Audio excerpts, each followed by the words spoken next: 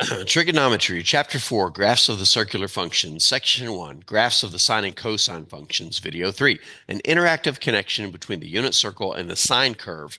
This series is based on content from Pearson's Trigonometry 12th edition by Lial, Hornsby, Schneider, and Daniels.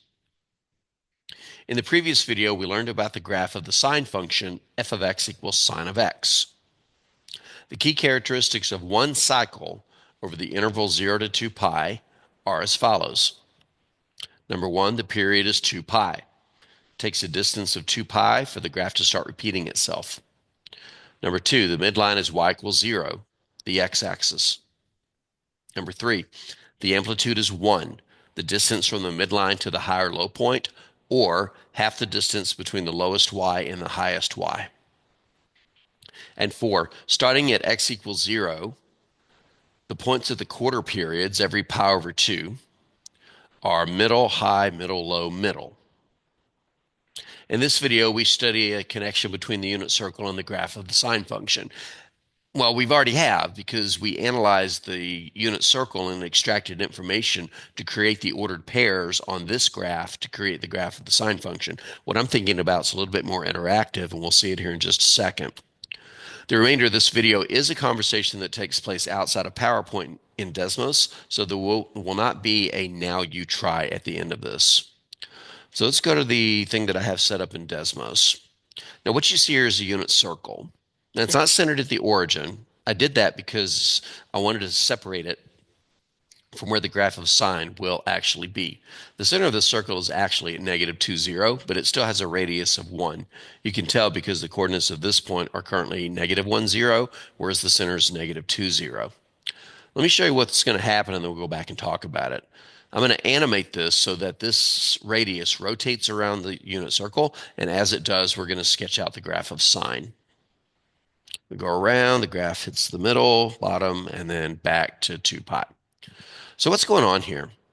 Well, let's rotate this back to around 45 degrees or pi over 4, which is right about there. I can tell because it says pi over 4 here. And let's zoom in just for a second.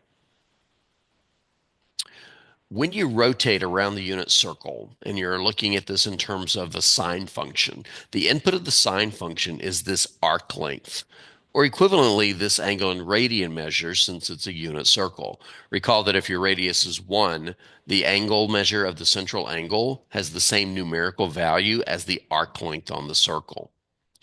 This arc length represents the input of our function, which over here would be the x-coordinate. Notice the dashed black line along this arc represents the dashed black line along this arc. Now, how long is that arc? Well, that arc is pi over 4 units, or pi over 4 radians. You can tell because of the pi over 4 over here. Now, the output of the sine function is the second coordinate on the unit circle, 0.70711, which is about square root of 2 over 2.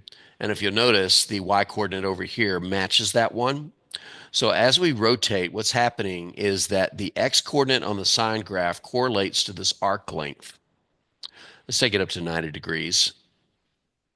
There we go.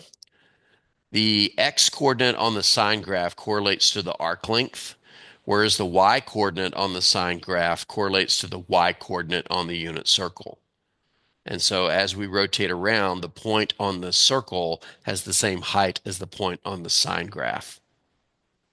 And once we make a half revolution, we are back at 0, as is the graph of sine. And as we go beyond 180 degrees or beyond pi radians, our y-coordinates are negative, bottoms out at negative 1, and completes all the way up back to 0. And again, the connection here is that the length of the arc, let's see if I can do a zoom in without losing anything. Close enough. We can lose that. The length of the arc on the circle, wrong zoom, still the wrong zoom. The length of the arc on the circle correlates to the x-coordinate on the graph of sine, and the y-coordinate of the point on the circle where we're at correlates to the y-coordinate over here. So it's just tracing out the y-coordinates as the graph of sine is keeping track of how far have we rotated around the circle and how high are we once we've done that. All right, so I just wanted to share that with you because it's a little bit more interactive than just what we did in the previous video. So I hope you enjoyed it.